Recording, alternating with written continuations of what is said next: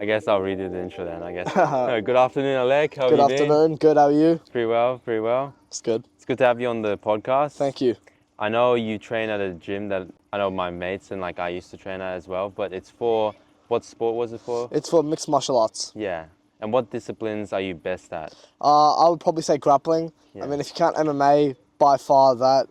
But like individual disciplines, probably my grappling's where I'm the most proficient right now. And what sort of techniques do you like to use when you're doing light sparring and grappling? Light sparring, like all my sparring partners probably hate me because I spam front kicks, which quite hurt because there's no protection on them. I'm also I like the left hooks, love front kicks, and I'm a wrestler by nature, so I shoot takedowns a lot. And just try and take people down and hold them down. Yeah. Kind of like Khabib. And how long have you been training? Technically 5 years, but I got injured for a while, and I've only given it about 2.5 real like solid years of effort and training, and like giving this what I got, you know. And on that topic, I know you recently started a series around it. Yeah, the road to the UFC. Yeah. What is the rundown for your series, and where are you trying to take it? Where am I trying to take it? Well, I'm hopefully, because this actually got inspired by a dude. If you're not subscribed, please subscribe. Also, please smash that like button on the video and enjoy the show. I'm not a big fan of his, but there's a guy, Max Kruger, who posts a lot, and that got me thinking, because he's got a lot of attention from the community. I was thinking, like, you know, I wouldn't mind being a bit more well-known and get my name out there a bit, because, you know, that's where the money is in the sport, being well-known. So I thought, yeah, I'll just try and get myself out there a little bit and, like, just help people, like, see what I'm doing and share my journey, you know? Yeah.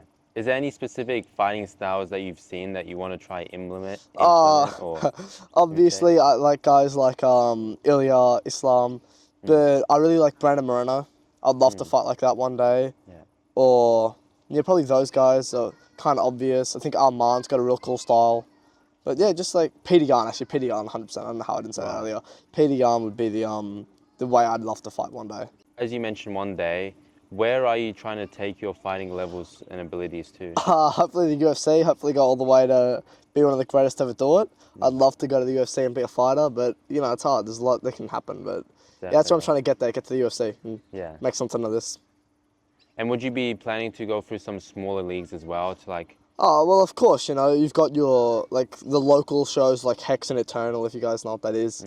Obviously, I want to start there, get some reputability, and then hopefully work my way up until the UFC hear about me, and I start there. Maybe go to one for a while, just whatever I can get my hands on, you know, just fight and just get myself out there, you know. Yeah, and develop the skills and stuff. Yeah, of course. Yeah. Looking back to when you were younger, to your younger self, yeah. What sort of advice do you have for beginners trying to get into the MMA and the sport that you wish you had growing up? Definitely to know that no one's judging you. You know, we all started somewhere. It's not that scary. Everyone in gyms are always the most lovely people I've ever met. You know, I was really nervous when I went in, and I was really scared because I thought I was going to embarrass myself. You know, we've all been there. It's not embarrassing. The advice I would give to my younger self is start sooner. Just kind of bite the bullet a little bit and start sooner. Yeah. Because I think it improved my life in so many ways, and I think everyone should just, you know, come down and give it a crack one day. Yeah. That'd be the advice I'd give to my younger self and to, you know, other kids. And for finding a good gym, how do you find a good gym and not a McDojo? How do I not find a McDojo? Well, obviously the easiest thing to do is train. But train there and just see what it's like. But obviously research the gym, look at the coaches, look at the fighters they're producing, look at the way it's structured. Like, you know, if like the coaches aren't really anybody and there's no good fighters, it's probably not a good gym. And if they make you, then you have to wear their uniform, or the coaches are just obviously there for the money and always late and not giving you any attention, and they have no competitors, it's probably not a great gym because they're not really producing anything of substance, you know. Like my gym, we've got a couple fighters and some, you know, kind of well-known coaches, so, yeah. And with your gym, where do you train at and how do you find the whole gym? Well, I train at a place called Integrate. It was originally Adrenaline on Taunton in Cheltenham. How I found it was, fortunately for me, it's quite close to my house, and I just Googled MMA gyms, and that was the first one that popped up. And when I did my homework, I found out we had some pretty cool guys, you know, so I just went there and, yeah, just do a bit of homework, I suppose, if you want to find a gym. Just a little bit. You don't have to do too much. And what are your favourite parts about your gym at Integrate? My favourite parts of the gym are the people. The people. Every day of the week, the people. Everyone there's lovely. The coaches are great. you know, just the people, the environment, everyone's just so nice and so willing to help, you know, like everyone will help you if you ask, you know, they're all lovely people. Yeah. So by far the people. Yeah. And who are the coaches at your gym? The coaches at the moment, I might miss one or two, so if I do, I'm sorry. We got a dude called Questionnaire. Phil does a couple of classes. Jack Caddis, I think his last name is. Harry, Val, Dom something. And this, I think Bo runs a class once or twice a week. And another dude I don't know the name of. Aiden Aguilera as well. He was a regional champion. And I know I've missed a couple of years, but those are the ones I can remember. Yeah. We've got a decent team of coaches. That's good. Yeah. And how many gyms have you competed against or at? Against, I've completely lost count against because, you know, nearly all my competitors come from different gyms. And when you do jiu-jitsu comps and you have 6 matches in a day, like, it's hard to keep up. But I've competed at Rama 1. I competed at this place called DK MMA twice. And also, like, I know those are the only two I've competed at, but a lot of the competitions are in sports halls. You know, they compete in, like, they book out basketball courts and set up mats and just compete there. Yeah. But I competed at technically 3, but yeah. Yeah. And who's the toughest competition that your gym faces, or what gym has been the toughest in terms of competition? Like the toughest to compete against? Yeah. Oh, well, I don't know. I guess the Mat Masters guys are pretty good. You know, everyone's different, right? Every gym, like the fighters are all different, you know. We had some guys from Mat Masters and Imperium, I think, and Absolute come down. They were all pretty tough. I know the guys at Kombat 1 are really good. I think everyone's pretty good, right? If you get the right fighters, they're all real hard to compete against. But I think, you know, Kombat 1's got a real strong team. They're always producing talent. So they're always producing the next big thing. So I'll probably say they're the toughest in the city at the moment. Yeah. And now I want to take things a little bit earlier. What would be the earliest memory you can remember? What, like from MMA? Or From just in MMA, general? but then also in general as The well. earliest from MMA, definitely my first day. Just being scared, and I met my coach, and he looked really scary because he had the ears. I don't know if you guys know cauliflower ear, but he had the cauliflower ears, right? And I didn't know what that was, so I thought he was deformed. And I was really scared, and then I saw everyone had it, and it was really scary. And then I realised that it's just something that must happen. Did some homework. The earliest thing I can remember, probably my first day of prep. I remember sitting down, and I missed the first day actually. I was sick the first day, so I came in a day late, and I thought everyone had already made all their friends, and I was going to be alone. And I was really, really upset. But yeah, I just obviously met some friends and got through it. But that's the earliest thing I can remember. Yeah. What sort of hobbies and extracurricular activities did you have growing up? Growing up, I used to play a lot of cricket. Obviously, you know, being Pakistani, obviously I play cricket. Yeah. I tried Muay Thai for a while. I wasn't too good at it. I tried a lot. Nothing really stuck though. I didn't really have much. I tried guitar. Like, I tried a lot of things, but nothing really stuck. Other than, I guess, cricket for a while. Yeah, I think just mainly cricket and just like...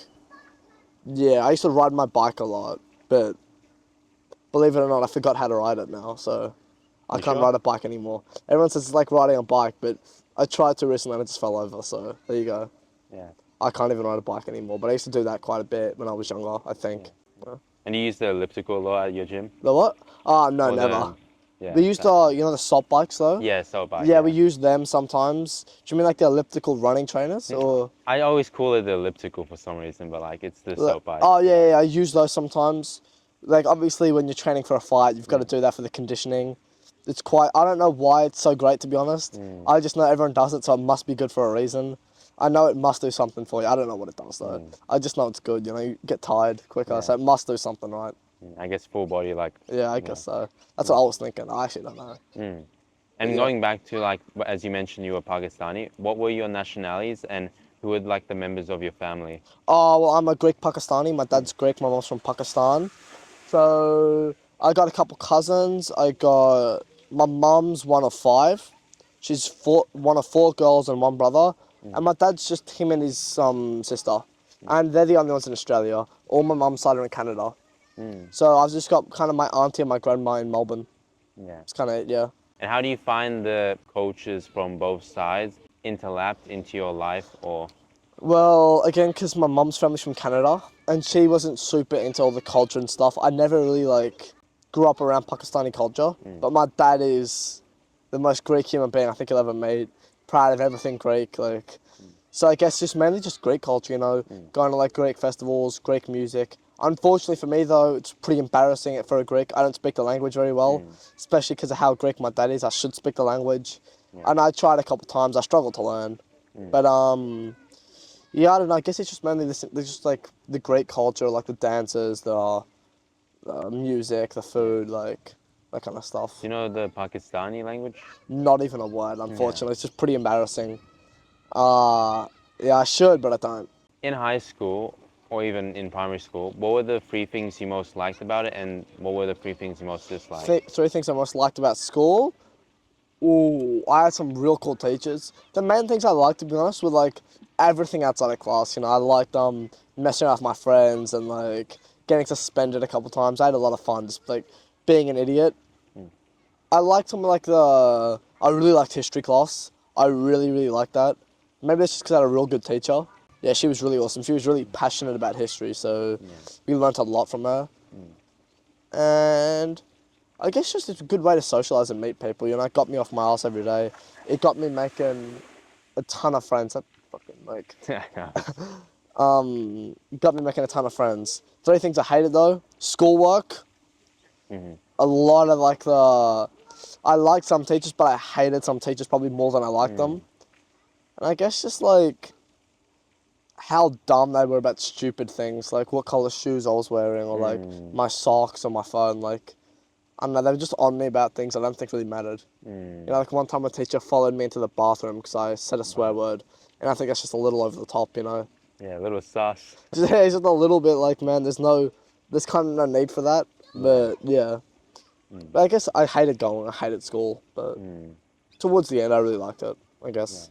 Yeah, that's good. And then mentioning that you dislike kind of the school work, did you end up doing VC or did you do another potential pathway like VC, VM, or vet? Yeah, I did VM for sure. Yeah. And part of me regrets not doing VCE, but I think VM made high school so much more like tolerable for me, especially trying to be an athlete and like trying to get competitions in through school. Like, I think it's just because I didn't have much schoolwork like outside of school.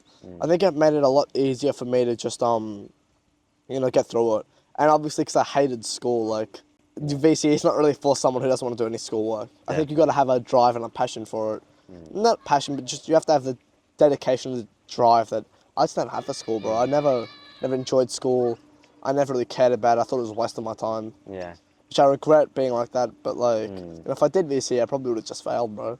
Yeah. That's the truth. So I'm glad I did VM. But yeah, Or did I VM. guess unmarked VC. Yeah, unscored, but my parents weren't going to let me do that.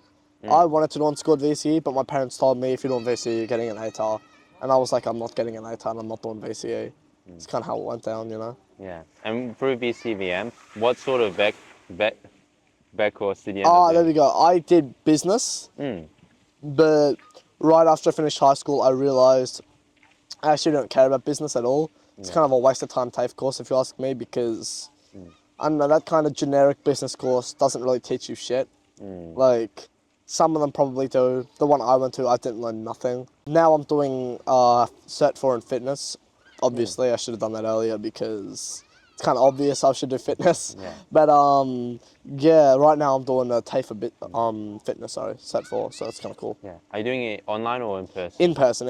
Yeah. I think, especially with things like personal training and fitness, like, it's better to learn the personal skills. Because being a personal trainer is so much of like talking to people, I think it's important to learn how to do that properly. Yeah.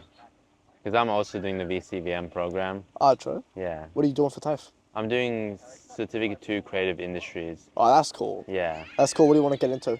The podcast, I guess. Hopefully just grow this and start monetizing it. Hell yeah, dude. Yeah. It's the way to be.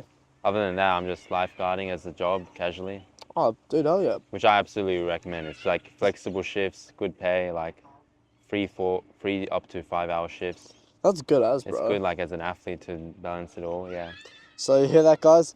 Everyone doesn't know what to do? Be a lifeguard, all right? That's what you got to do, be a lifeguard. Yeah. Yeah. And you also got progression as well to like duty manager. And that can also be like 6 hour shifts or less. Oh yeah, dude. It's like, it's good, yeah. Looking back, would you also do some martial art coaching? Because there has been people who have coached like grappling martial arts, for example. to like the lower year, like ability Like levels, when I coach to younger kids. or like less skilled people as well? Less skilled. Yeah, I want to one day. To be honest, I still don't think I'm really ready for much more than like kids, because I'm still like, I don't think I'm good enough to answer the questions people are gonna have, right? Like, Yeah. because I know I ask a lot of questions when I'm being coached, and I don't think I'm ready to, like, because you get kids that come in that do want to compete, right? And I don't think I'm good enough to help them through that pathway just yet. Yeah. I think in the future I would love to coach. Hopefully in the next little bit I'll start with like the little kids classes. Yeah. If like, the timing works out and they need anyone, I'd love to do that. But I don't think I'm ready to coach just yet, bro. Yeah. Like, because when you start coaching people that are like older than 10, they have requirements. They have, they need a lot. And I don't think I'm ready to help them with that just yet, Yeah. And in the next 5 years, where would you be aiming to be at on your journey? Oh, hopefully in 5 years, how old will I be in 5 years? I'll be 23. Hopefully, I'd like to say pro. My heart really wants to have won a pro title, like in the Aussie scene, but that's real hard, it's a lot of progression I have to do in the next 5 years. It's definitely doable though, but, I've got to really work at it, which I plan to. But, everyone, like, obviously if possible, I'd love to be at the top of the Aussie scene or around the UFC, because you got guys like, I don't know if you've heard of him, his name's George Mangos. He nearly got to the UFC at about 23, I think he was. So obviously I'd like to do something like that, have just a lot of fights, and hopefully be around Dana White Contender Series and just try and like get up. But 23 is young, so Yeah. definitely pro. I'd love to be pro by 23. Yeah. Yeah, that's where I want to be, pro fighter, like full pro. That's good, yeah. With becoming full pro and with getting your name out there through social media, were there some people you were interested in doing collaborations with to get your name out there? Literally everybody. If you want to be in my videos, text me. I'll put you in my videos. If you want to collaborate with me, please do. I really want to collaborate with people. I think it's a great way to make friends, make connections. Like, I would love to like do just with anybody, bro. If I can get somebody that wants to like if I can, I'll want to do a video with everybody. You know what I mean? If I can find somebody that wants to do like a skit with me or like train with me, that would be awesome. Just everyone. Like, Yeah. I just think it's awesome to just like work with people, especially in the MMA community. Definitely. I think working with some of the bigger names though, like full pros, would be great for my exposure. Just like, or just anybody, man. Just anybody except like people who don't train. Unless you guys want to do a training session, in which case you're still invited. But Yeah. just everyone, man. I want to club with everyone. That'd be awesome. There's also a new trend where influencers are getting punched in the stomach. Yeah, So I guess you could do that as well. I know Max. I don't know if you heard of Max Caruso. He was looking for an MMA fighter, and I texted him. I was like, fight me, take a body shot from me, or whatever. Because like, I would love to give someone a body shot on a video. I think that'd be really funny.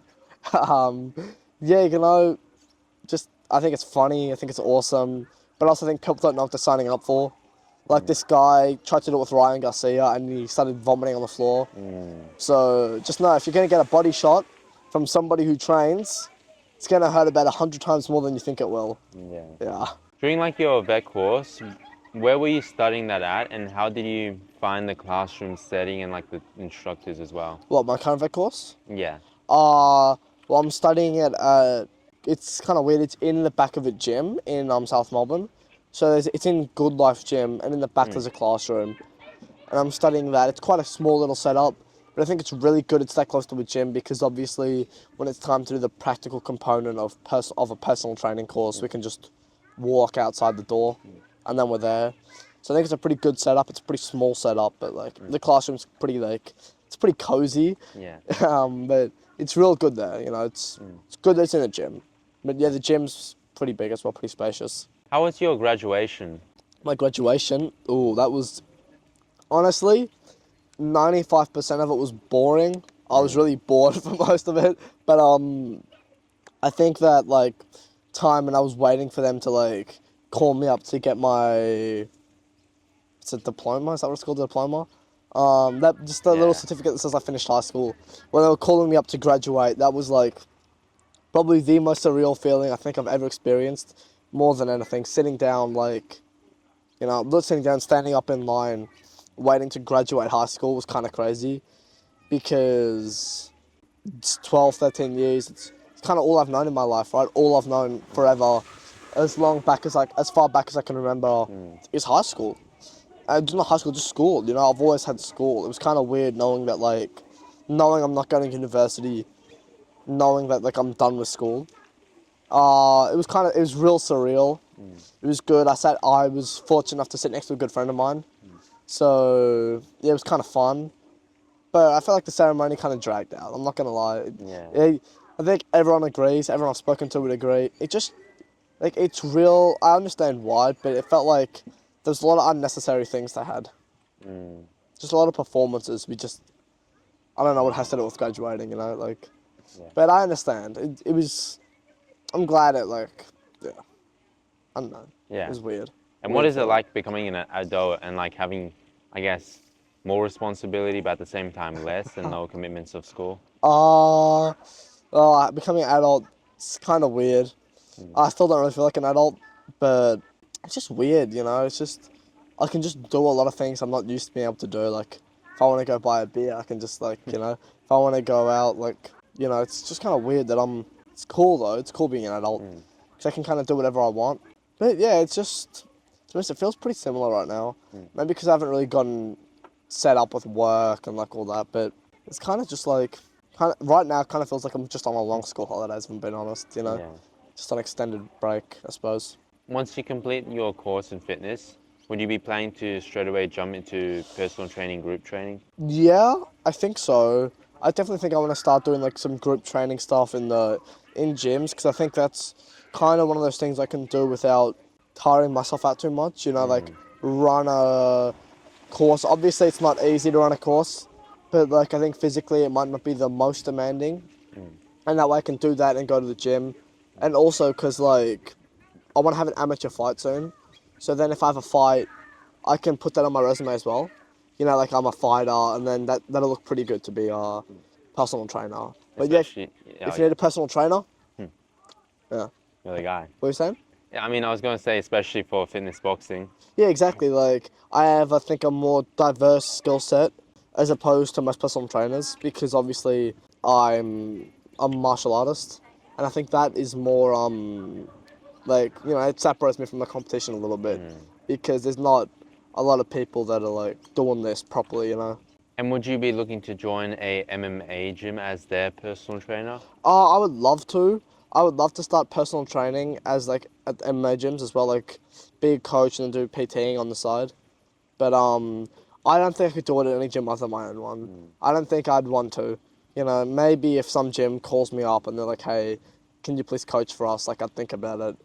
But I think if it's not with my gym, I don't really want to do it. Like, you know, it's like I just want to be around my team, my people, like my gym. But you know, if any other gym wants me to coach for them, you know, just call me and I'll probably say yes. Yeah. But yeah, I think ideally it would just be out of my gym, you know, just PT out of my gym. But that's something I definitely want to do once I get a bit better. You know, I want to be at a level where I can confidently coach. You've already started the fitness course, have you? Yeah.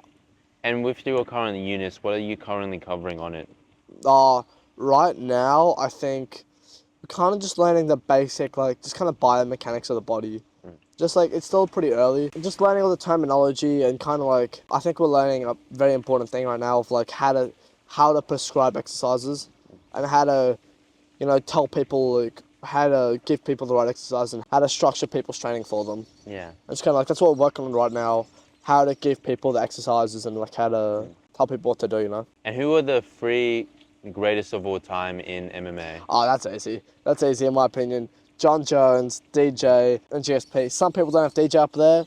If you don't, you're an idiot. If you don't have John Jones up there because of the steroids, that's dumb as well because everyone's on steroids. And GSP, you know, how can you not have GSP up there?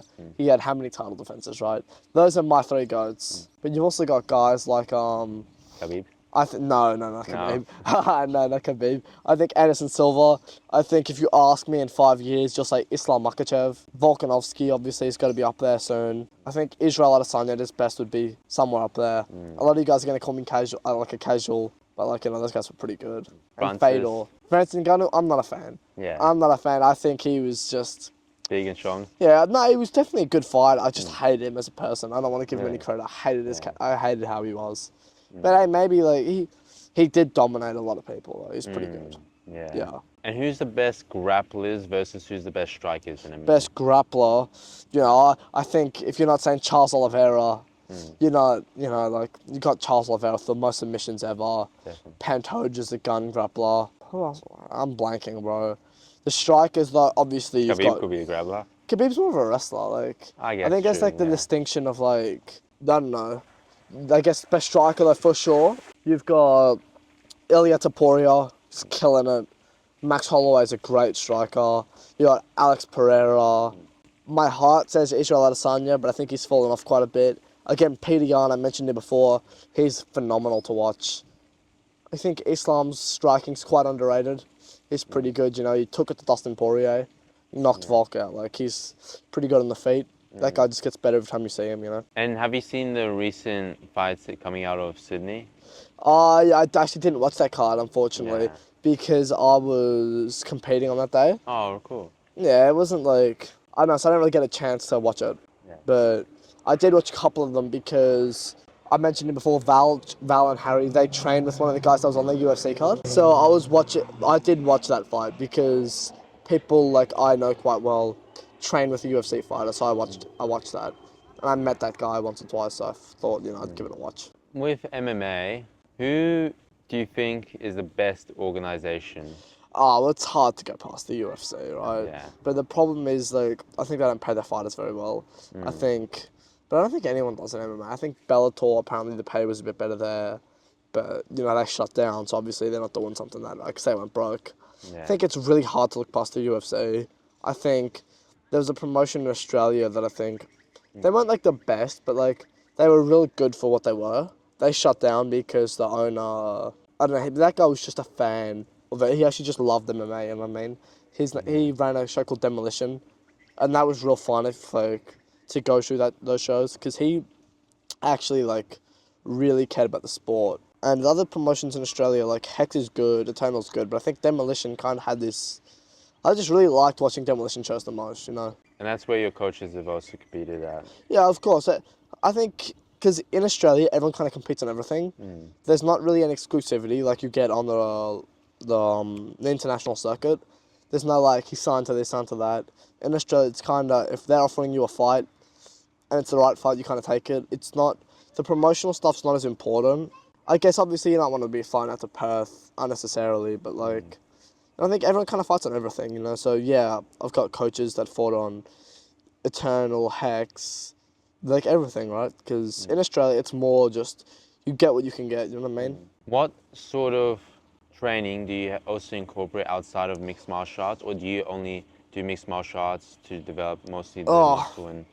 Well, obviously, on my own time, I'm doing my strength and conditioning work in the weights room. I do runs on my own. And for a while, I stopped doing everything and I went to a boxing gym, which was probably one of the best decisions I think I've ever made. Really? Because that helped me so much to, like, clean up my hands. But yeah, I just do, like, kind of the basic stuff, just weights, my strength and conditioning. I try to study when I can, like, watch, like, fights and try and break down what I'm looking at, like, and try and see what the people with similar body types to me do well. So I can kind of try and steal from, like, the best, how they use, like, a similar body to mine, how they use it, like, efficiently at a high level. So I kind of try and do that, But yeah, like, my own training's kind of just weights, runs, and sometimes I'll go to, like, a specialty gym. Like, if I want to learn jiu-jitsu, I might go to a jiu-jitsu gym for 3 months or, like, 6 months or whatever. Like I do with a boxing gym, I went away for a while, just did boxing every day, all day, and I really benefited from that. And with your current abilities, what sort of specific techniques are you currently learning and trying to develop to incorporate in your fighting style? Well, definitely right now, something I'm trying to develop is my head movement. Because if you trained with me or watched me fight, you would know it's completely non-existent. If my hands don't stop it, I'm just getting hit in the head. Yeah. My footwork as well. Kind of like, definitely my defensive sort of movements are something I'm trying to put some focus on right now. Also just being a bit, like, more disciplined with my technique, like, keeping, like, things just tighter, not necessarily movement. But definitely as well, probably trying to work on my right hand and just make that more efficient. And also just my takedowns. definitely get more efficient against the cage, and like get more comfortable taking people down against the cage, and just work on like what's called chain wrestling, which is it's like the idea of maybe the first move's not going to work, but you try 2, 3, 4, 5, 6, like being able to transition to the next, to the next, to the next is kind of what I'm trying to improve on right now, and just putting it on people more as well, I suppose, just pressure. Walking forward more, throwing more, just like walking people down and suffocating them is something I'm trying to work on. Yeah. Do you also incorporate a stretching or mobility routine? No, I should. I really should. I stretch before training, obviously, because if you're not stretching before jiu-jitsu or kickboxing or MMA, you're gonna tear everything. But I don't have a mobility routine, and that is probably the dumbest thing I do, because I really should have a mobility routine. Yeah. I don't know, I just never do it. Yeah. I can't, like, I don't know, one day I'm gonna, like, Lock in. figure it out, lock it in, and just, like, come up with a routine to do. Yeah. And I think once I get a routine, I'll definitely do it. I just haven't, to be honest, I just haven't been stuffed designing a mobility routine just yet. And that's dumb, because I want this to be my life, so I should just be stuffed. And I reckon, hopefully by the end of the week, or the end of the thing, I'll get it done, because it's something I've been procrastinating for way too long. I really kind of just want to, like, hone in on mobility and just, like, but I'm pretty flexible, I'm pretty stretchy, but I don't think that'll last through the years. I think from 18, you know, I'm pretty, like, stretchy. Like, I'm pretty fortunate in the way that, like, you can kind of, like, I can kind of just flick my body around without, like, the tightness or the consequences just yet. But I know by, like, the older I get, the harder that's going to be, because, you know, you're not young forever. And this is a sport where if you don't help your body with the aging process, you know, it's gonna throw you out sooner than it needs to. You gotta work with your body a little bit more, because it's a hard sport, you know. Yeah. It doesn't, like, it's not easy.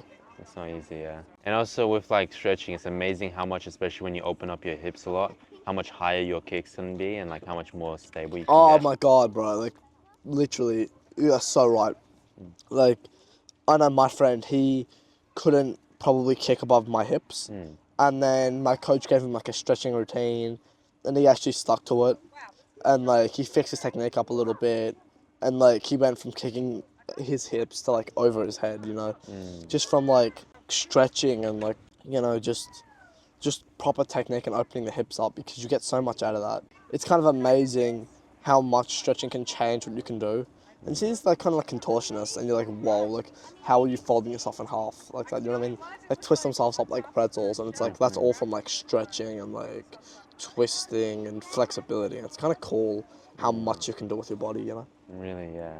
I recommend an app called Bends. It's like a app you can get for free. Bends? Basically, it's kind of like you start a stretching workout, and then it has like the images and the name of the stretch, and it has like a timer of like 30 seconds, and then it switches to the next stretch, next position, and you can click to do like a 5-minute workout that's already made for you, or like a 10-minute, 15. And there's also like with the Pro plan, which is like $20 a year, you can get access to like all these different pre-made workouts for lower back, for hips, for upper body, for lower body, for You must have calf. sent that to me, man. I might Yeah, need might have that. to, You know yeah. how that'll help a lot, because that'll make that, obviously, like I was saying, like, I don't have a stretching routine. I think that would obviously make it quite easy. There's so much cool stuff with apps these days, you know. Definitely, They just like make it easy. Like, you got apps that make up workout routines for you. You got apps now.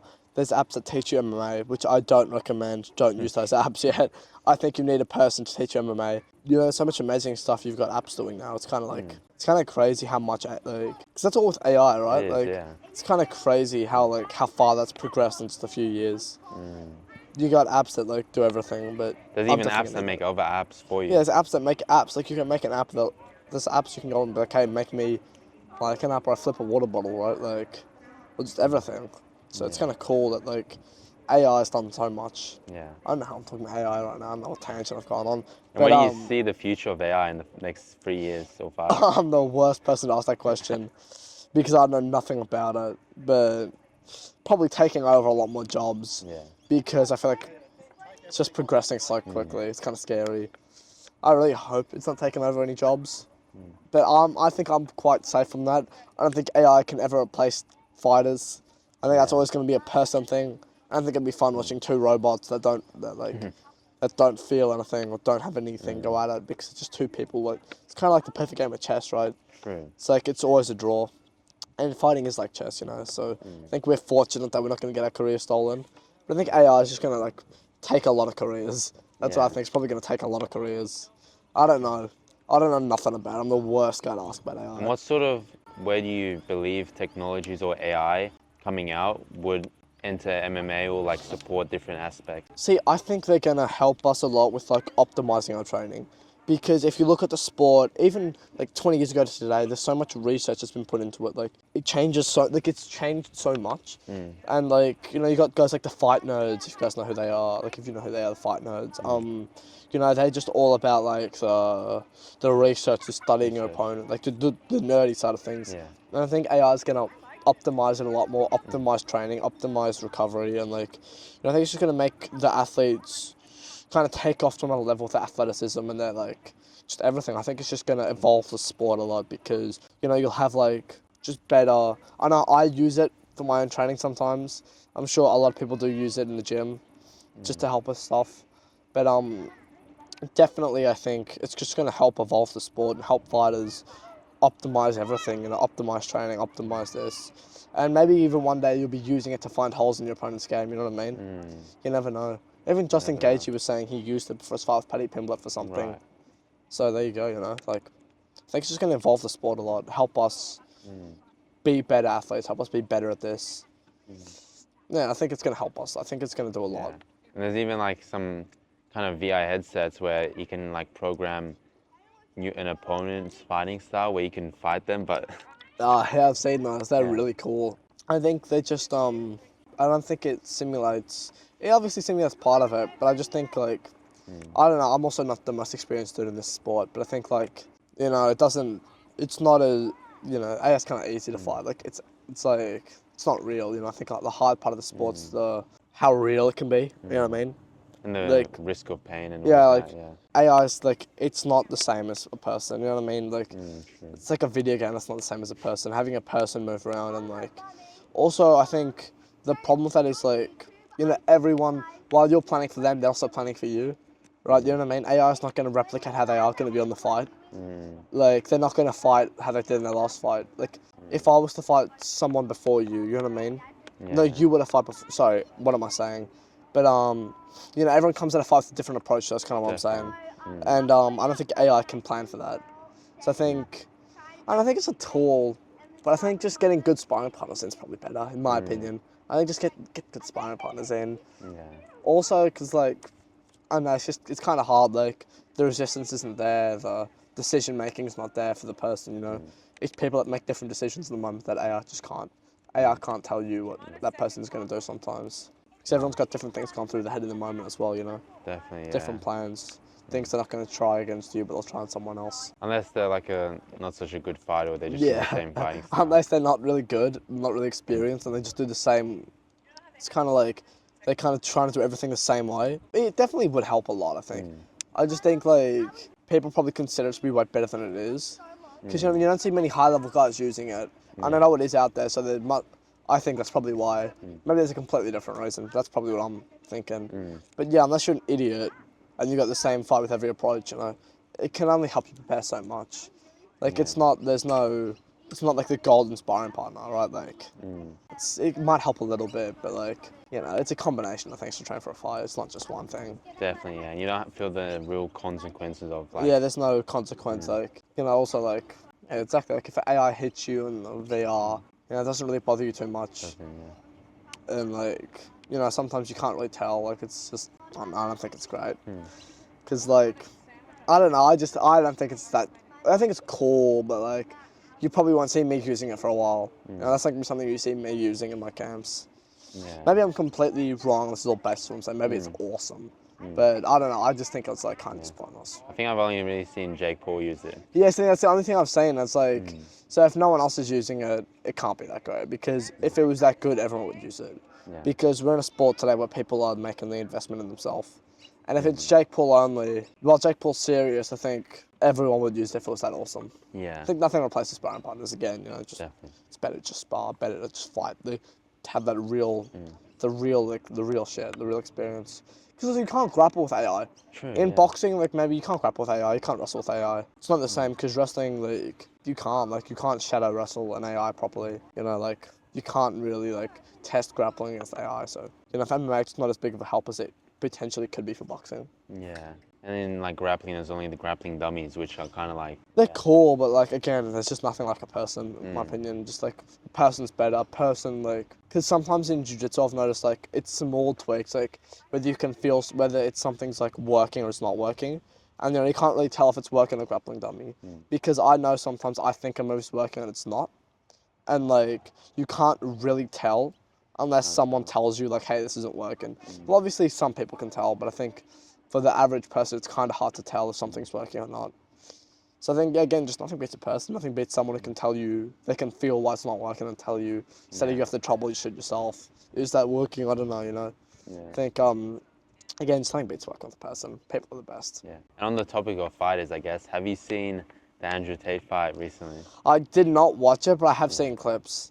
And, you know, I think Andrew Tate's just too old. I think he's too old, and I have a suspicion he's on some steroids to stay in shape. Because he's telling everyone he trains 7 days a week. If you train 7 days a week, you'll burn out and your body will fail. I don't think you can't put on muscle at 7 days a week.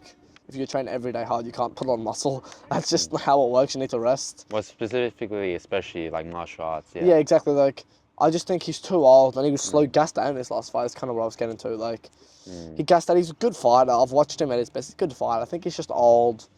You know, he gave it a good crack. Kudos to him for getting in there and fighting someone younger than him. But look, he shouldn't have lost to a streamer. Yeah. He's a world champion kickboxer. I don't care if it was boxing. He shouldn't lose to a streamer. He was doing well, but he ran out of energy. That just means, you know, either too old or just didn't do enough cardio. Just thought he was just going to cruise. And I think when you have that much money, it's like, you know, kind of like McGregor, like, doesn't have to drive anymore. Doesn't do like the... Yeah. Maybe I think he's just too old. He just ran out of energy. It just wasn't... He had a big gap as well. Yeah, exactly. Like, 10-year gap, you know, like, it takes its toll on the sport. It takes its toll on you. Like, the sport is one of those things, if you're not active, you're getting worse by the day. You know, like, it's not something you can disappear from and then hop right back into for the average person. Obviously, there's probably exceptions to that, but, like, you know, if you take an extended break, you're not going to come back and beat somebody who's not taking that break because the ring rust is real, you know. And you might, you know what I mean? Like, if you're doing, like, nothing, like, Andrew Tate wasn't really kickboxing seriously, but if you take 10 years off, like, wait, he's 37, 38, right? And he fought when he was 29 last time. So this is when you take a long break, like, it's too hard, I think, to come back after that long off. You know, Nick Diaz is a perfect example of that. Came back and just got the whoop kicked out of him. As mentioned before about like Jake Paul, what are your thoughts on his fighting abilities? I'm quite a fan of his. I think he's quite a hard worker. And look, he's doing well. Everyone said he lost to. He's fighting world champion boxers. Like, okay, like, his first pro boxing fight was against an old bum, but so is everyone else's first pro boxing fight ever. Like, if you look at all these pro boxers, their first fights are against bums because boxing's one of the sports you get a lot of, like, you fight a lot. That's why these guys have 30 fights before they get to a world title. You don't see that in the UFC, you know? Yeah. Like, but I think everyone hates on him a little too much. Like, no one takes a killer on their first boxing fight. Like, come on, let's be serious, right? Like, and Jake Paul's doing well. He's good. He started boxing late and he's doing a damn good job, you know? Like, okay, he's not beating guys like Anthony Joshua, but he's a decent talent, bro. Like, if he, like, worked his way up, I reckon, like, if he started a bit younger, he probably could be, like, he's good, man. He's just, like, he's taking dangerous fights. He's calling out big names. Like, Anthony Joshua was also way bigger than him, right? Like, Anthony Joshua he was going to fight at 135. He stepped up to 200 and something pounds. Like, that's a big gap, bro. From Gervonta Davis, who fights at 135, to the heavyweight champion. Like, come on. Like, you know, that's, like, such a gap that it's, like, you know, you can only expect so much of him. Almost like Nick Diaz versus Francis in the Exactly, like, you're putting a smaller dude and expecting him to compete at his, like, do all this stuff, you know, like, what did you want him to do? He wasn't going to win. No one who knows anything about the sport thought Jake Paul had a chance. Unless it was fixed, you know, if it was a rigged fight, he maybe could have won, but, like, you know, I don't think you can hate on him for fighting Anthony Joshua. A lot of people are saying, like, oh, he's this, he's that, like, he's got balls. He's taken on he's got balls, bro. Dude's got balls. He's stepping in there with some of the best in the world and he's giving them a go. What are your thoughts on the fight with Mike Tyson? That was all. Everyone knows that was rigged. That fight was not a serious fight. That wasn't a serious fight. Also, even if it was, I think Jake Paul probably would have finished him in 2 rounds because Mike Tyson's an old man. He was literally saying a while ago that when he does pad work, he ends up in a wheelchair afterwards. And they're going to put an old man with all the wear and tear of the sport against some young dude who's training 2 times a day, 3 times a day, every day. Like, I think Mike Tyson was just, people expecting a lot because they're looking at prime Mike Tyson. Like, bro, prime Mike Tyson's been gone. Prime Mike Tyson's dead, bro. Yeah. You're looking at an old man and you're asking him to, like... everyone I was speaking to expected a lot from Mike Tyson. And I don't think it really makes sense to expect it from some old man. It's kind of like expecting a lot from Andrew Tate. And he Yeah, was exactly. younger. Like, you can only expect so much from someone who's been out of the sport for 10 years, 20 years. Mike Tyson's been out for longer than that. Like, you can only expect so much of people when they leave one of the most physical sports on earth. And for some reason that's controversial, but I don't think it is. I think this is the most physical sport on earth. It's one of the most, if not the most physically demanding, most draining sports in the world. And if you're not used to that, it takes a toll. This is something that if you, like, you can't just throw yourself back into after a long layoff. Your body, like, it can't go from 0 to 200, right? Like, because it is, like, it's pushing the limits of the human body in every way. You're literally pushing the limit of yourself to get better. And in the meantime, you know, you're getting hurt. People are hurting you while you're doing it. Like, And yeah. you can only expect so much of people when they take a layoff. And then if you're making mistakes and you're going from 0 to 200, you're just making it worse you know. for your body and that's another thing. Like, further down. in this sport, one mistake you lose. One mistake, it's one mistake. Like, when you look at Kamaru Usman versus Leon Edwards, Kamaru was killing him. Then what, with a minute to go, he made one mistake and then lost the title, lost everything. Like, it's just like, in this sport, there's no leeway for error. It's like, it's also stressful, you know, it's all that cortisol is bad for your body as well. It's a stressful thing to do. It's really stressful. The training's brutal, you know, you hear people like talking about the training 4 times a day before a fight, like weight, MMA, this, that, like it's really hard on your body. Like, people expect a lot from older dudes, like, it's just so hard on your body that it's not fair to expect that, in my opinion. They do well, but if you're in your 40s, like, you're not doing shit. That's the you're not going to do shit in the sport. Unless you're Glover Teixeira, which is kind of crazy, and I cannot believe that happened, which is he won a title at 44 years old. Like, Crazy. but, like, it's hard. It's a hard sport to enter late. And what are your thoughts on karate combat? I love it. I haven't watched the card properly, but all the fights say I love it. It looks awesome. I love the pit. I know people hear Joe Rogan say he wishes MMA was in a pit. That's stupid. Fuck you, Joe Rogan. That guy's stupid. I don't like Joe Rogan. But, like, I think it's awesome they do it in a pit. It's dope. So cool. Like, karate combat's awesome. So entertaining. So fun to watch. I don't know if you saw Win C. You know Win C? Win C. Win C. Have you heard of that guy? He trains with Death Sentence. Where does he compete out He of? used to do street beefs. Oh, right. And he's like a legit fighter now. Like, he's actually like he's like 5-1 in MMA. Like, he's legit. And it's kind of funny because he was kind of a joke at first. And he won a karate combat the other night. It's kind of crazy that you got guys from street beefs killing it. It's just nuts. But he also trains with Demetrius Johnson, so. Yeah. He wasn't the one that versed the guy with no legs. No, that was Valter Walker. Yeah, right, Valter. I just think that's a lose-lose going against the guy with no legs. He got nothing out of that win. Yeah. He just looks weird. Doesn't get anything out of it, a guy with no legs. So Yeah. not a good win to have, you know. It isn't, yeah. Unless, like, you're just doing it for, like, influencer stuff. Yeah, it's like, it's cool, it's like a joke, but, like, it just doesn't... If you're trying to get up the ladder and climb yourself in the sport, there's no point to, like, Yeah. competing against a guy with no legs. Like, Yeah. why? It's cool. Zion Williams, is that his name, Zion? I don't know. It's something like that. Like, he's awesome for what he's doing, but, like, you know, you're not going to see me fighting a dude with no legs. I just don't think it's a worthwhile use of time. Not really fair as well. It's just like, it's just a sport where, like, if every, like, centimetre, every little thing counts, you know, I don't think... Because I would feel bad, because I'm not going to go, like, you're not going to go hard on the guy with no legs. That's just, you look like just a not a nice guy. And, I don't know, I just think it's silly that I wouldn't do it. Good on, like, the guy with no legs. Good on Valter for, like, giving him a fight, but you wouldn't see me do it with no legs. I think it's... Why? You know what I mean? Like... It doesn't prove anything. You can't really win. You either waste your time on a camp for nothing, or you embarrass yourself and lose.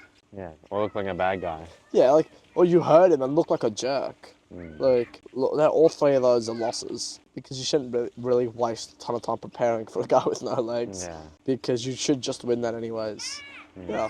MMA is not currently in the Olympics. No. Would you think it would be a good idea to get MMA league in the Olympics? Kind of like Probably boxing? not. I think Olympics is more traditional sports. Yeah. And MMA is obviously so new. It's like, but we've got breakdancing. Like breakdancing was in the Olympics. I think this is kind of the purest form of combat sport ever, right? I think it's just the purest form of martial arts, the purest combat. So I think you could very easily do it, but it will never happen. I know they're never gonna put MMA in the Olympics. They should though. I think like if you're gonna put breakdancing and add all this new age kind of stuff, like why not, right? Like it's. But then you've got like boxing, judo, wrestling, taekwondo, like MMA, and that's a lot. But I think you could. I think it'd be cool. I would love to win an Olympic gold medal in MMA. Like that'd be awesome. Would be. But yeah, it's kind of just probably won't happen. Yeah. It'd be cool, but I don't think we need to either. I don't think there's a need for it. Yeah. And I guess on the topic of no-legged MMA fighters, should there be a kind of like Paralympic, but like disabled league for MMA fighters who have like physical disabilities or disadvantages? Like what kind of disadvantages? You know what I mean? Kind of like how the Paralympics have people with no legs swimming or Yeah. and try like evenly organized I fights. think yes and no, right? Because one, you'd have a variety of divisions because if you have it like even, but then again, also like having a dude with a metal arm or like a metal leg that's so dangerous. I think that's why you can't, because it's so dangerous, especially in the little gloves. Like to be punched with a metal arm, it's so much more dangerous than just a hand. You know, like or like a metal leg or like a wooden leg, whatever the prosthetic limbs are made out of. It's so dangerous to have people fight with those kind of limbs. Because you can't, one good punch from a metal arm, that could maybe kill a person. 15 minutes of having the pulp bit out of you with a metal arm? Like, I don't think it's safe to have, like, maybe if they didn't use prosthetics though, like, it'd be kind of cool, but like, I think if you have prosthetics, it's too dangerous, right? Because with no prosthetics, it would be interesting, but I don't think there's money in it, because people are already trying to get, like, I've heard a lot of people talk about getting rid of the women's division, which I don't agree with personally, but like, I think it'd be interesting to see, but like, you also, if you have, like, Zion Williams is kind of doing actually, but it's just, I don't know, like, I don't think it would do as well as it probably deserves. Yeah. So how hard it would be. I don't think the fights would be too entertaining, because if someone's hopping around on one leg, they can't really do a whole lot in a fight, if you can, because like, the takedowns are too easy to get, and if someone's walking around with one arm, like, I don't know, I guess because you have people that want it though. There are people that are winning. There's a guy in one championship, I'm pretty sure, who's doing it with one arm. Like, It's crazy. it's unbelievable. But I don't know. I don't think there's enough demand for it for them to ever do it though. Like, if I'm being honest, I don't think, because the UFC, it's an entertainment business. It's all about the money. It's not about the fight. It's about money. And I don't think there's enough demand. Yeah. It's unfortunate because that stops a lot of real cool things from happening. But yeah, I don't think it's enough demand for paraplegic division or whatever. Yeah. Yeah. True. It'd be cool. I would watch it. I would watch it. It'll be sick. Yeah. Have you seen the kind of new? I don't even know if this could classify as a martial arts or like a combat sport, but have you seen the one where they're hanging from pull-up bars, kicking each other off? Oh yeah. Did you ever do that? Well, I mean, I did it in primary school, right? Like, Really? didn't we all do that kind of thing in yeah, primary school? You monkey try and bars. kick your friends off the monkey bars, like. But I don't know. I don't know why it's getting attention. It's like, because you have a lot of just things. I'm like, why does that get attention? You know what I mean? Like, I think it's probably just a bit of like running it. Have you seen running it straight? Have you seen that sport, run it straight, where two big dudes run at each other and like? Oh, I've seen Like, that. it's just like, it's just stupid. Like power slap as well. I think power slap's stupid. Yeah, and that's Like that monkey bar thing. I don't really see like. I don't see the appeal to it. I just think it's kind of dumb. Yeah. Like, it's just like, no disrespect to the guys doing it, but I just think it's like, there's better uses of time than trying to kick people off monkey bars. Like, Yeah. I think it's just kind of like a dumb, it's not worth like the money and the time. You're gonna dedicate yourself to something, don't dedicate it to kicking people off monkey bars. Yeah. If you want to do sport, box, or fight or something, don't kick people off monkey bars. That's stupid. But yeah, I have seen. I think it's dumb. There's this one guy from like, I'm not sure if you've seen, from I believe one championship.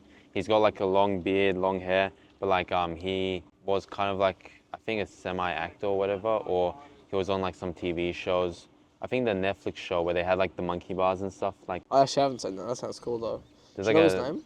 No, I forgot. There was a Netflix show that's kind of like Squid Games, but it's real life and it's more physical enduring. Oh, I really? forgot what that was called, but yeah. I'll have to have a watch. I'll have to like look into that. I've never heard of that before. That sounds cool. But he came from there and then he became like an MMA fighter and he's doing pretty good. That's awesome, bro. Yeah. I'll have to watch it. I'll have And he's to have a like look really at it. jacked as well.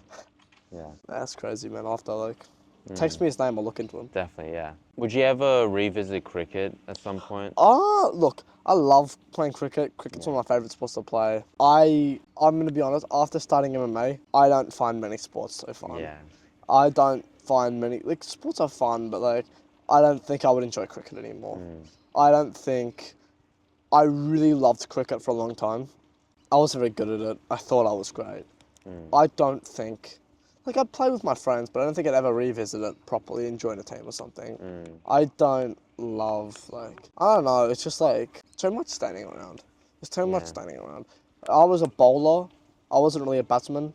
So for 80% of the game, I was standing around doing nothing more than that. So probably not. I'll probably never revisit cricket. But I'll play for fun maybe. It's just, I don't know. I think I kind of grew out of it. I don't know why. I've lost a bit of passion into it. But it's always something I'm going to watch and enjoy. The fitness side, it's not so Yeah. beneficial for MMA. It's just kind of like, the fitness is just not the same. And I love like the thing, like it sounds kind of silly, but like I love the physical demands and the fitness requirements of MMA. I love being tired. I love knowing like I'm working hard. And like, I don't know, I don't think, cricket's not like, it's physically demanding. It's just not that, like, I don't know. It's not one of the sports I think I see myself doing anymore. Yeah. Maybe just against the backyard of the beach with my friends, but nothing more than that. You know, you're not going to see me joining a cricket team anytime soon. Or maybe like after the MMA career, you might do some random games, Who knows, maybe for a bit of fun. maybe with influencers or whatever. Yeah, it's like if there's ever a charity cricket match, like inside men's soccer, like a charity Australian cricket match, I would love to play on that. Yeah. That'd be fun. I'm not good at it, but that'd be fun. Yeah. Now I want to take you back into your gym that you're currently training at. What was it like as adrenaline MMA versus integrate, and what were the biggest differences with the merger? Well, this was before, I think, adrenaline, this isn't like any shade at integrate, I love integrate, but adrenaline was very, very, at the start, it's very similar now. They're very similar gyms. But I think the coach obviously changed. There was the head coach, Chris Brown, that used to work there. It was very competitive, very much. There's a guy that I was quite a big fan of that used to train there. His name was Matt Myers. I was a big fan of his, watching him fight. Really lovely guy. He left as well. You guess some of the coaches changed. You know, it's probably like, it's again very similar, just like small changes, like you can't walk around shells all the time, which is fine, you know. It's probably a little like, they just move things around. Like, I guess it was more competitive, it was much more like, also the biggest change, actually, I don't know how I didn't start with this, is it's not as wrestle only, like adrenaline is very much, you get the takedown, you wrestle, you know what I mean? In your fights, you wrestle, you don't strike, you wrestle, you take them down, you wrestle. Like, you know, like, that's evident in when you watch our fighters, they were all very wrestle heavy. This is, again, no, like, shade or anything, this is just, like, kind of how it is. Integrate's a lot more, like, there's a lot more striking, which is quite good, we've got some good striking coaches, and they're also more, like, willing to adapt to their fighters, I think. Not more willing, like, not that they won't, it's just, like, there's more variety to, I think, fight how you want to fight, you know what I mean? It's more, I love Integrate, it's so good. The new owners are amazing. Yeah. Nothing against the old owners, I think it's a bit better as Integrate though. Yeah. I think there may be a change in costs as well. Oh yeah, it has gotten a little more expensive. Yeah. But that's because, in my opinion, Adrenaline was too cheap. They market, like they matched the market, because Adrenaline was like 25 a week, that's what I paid.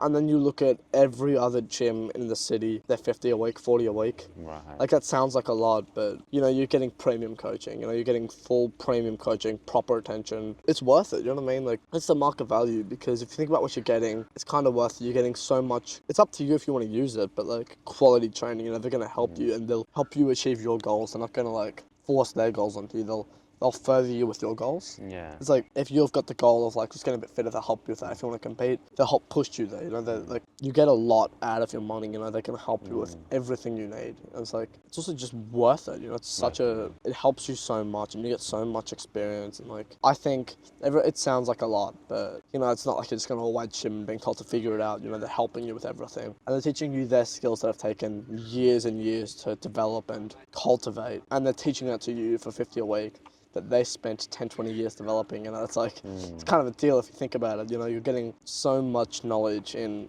an hour, 2 hours, whatever it may be. Like, oh, you'll just pay 50 a week for as much training as you want. If you're gonna train once a week, like, probably don't buy it. But if you're gonna like actually take it seriously, it's worth it. You're learning a lot. You get a lot out of it. Do you still have the 3-day free trial? No. I actually don't know how the free trial works anymore.